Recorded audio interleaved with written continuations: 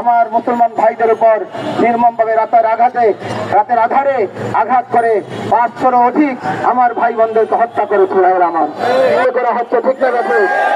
আমরা আমেরিকাকেও হুঁশিয়ার করে বলতে চাই, আপনাদের চুক্তি ভঙ্গ করেছেন।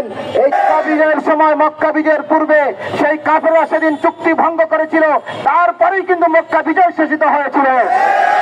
ভাবে আমরা দেখতে পাচ্ছি ইনশাআল্লাহ তারা অচিরেই আপনাদের চুক্তি ভঙ্গ করে গাদ্দারি করার কারণে ইনশাআল্লাহ আমরা আশা করছি অচিরেই ফিলিস্তিন স্বাধীন একটা রাষ্ট্র পরিণত হবে।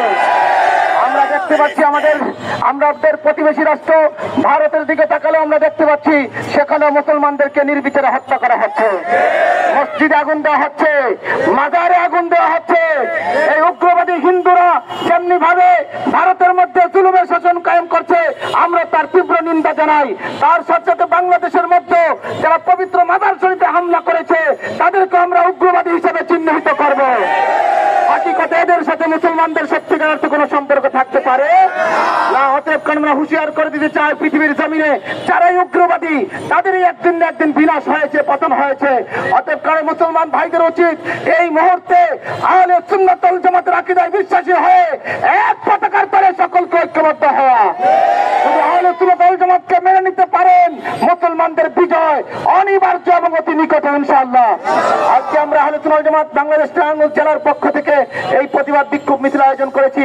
আমরা দেখতে পেয়েছি সেখানে রোড ব্লকের দেওয়ার কারণে আমাদের নিতাইগঞ্জের পাইকপাড়ার, নয়াপাড়া সহ বিভিন্ন এলাকার লোকজন আমাদের মিছিলে হয়তো আসতে পারেন, ওনারা আলাদা মিছিল করতেছেন। তারপরে আমাদের সিটি কর্পোরেশন মসজিদের মিছিলটা আমরা আশা করছি কিছুক্ষণের মধ্যে আমাদের সাথে সংযোগ হবে।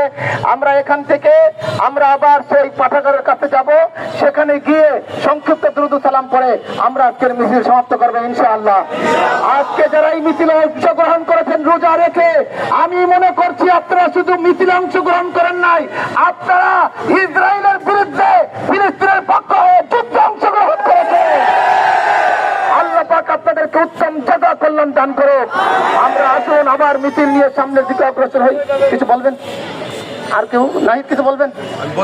আচ্ছা, আমরা তাহলে মিছিলের দিকে অগ্রসর হই, পাঠাগারে গিয়ে আমরা সমাপ্ত করবো।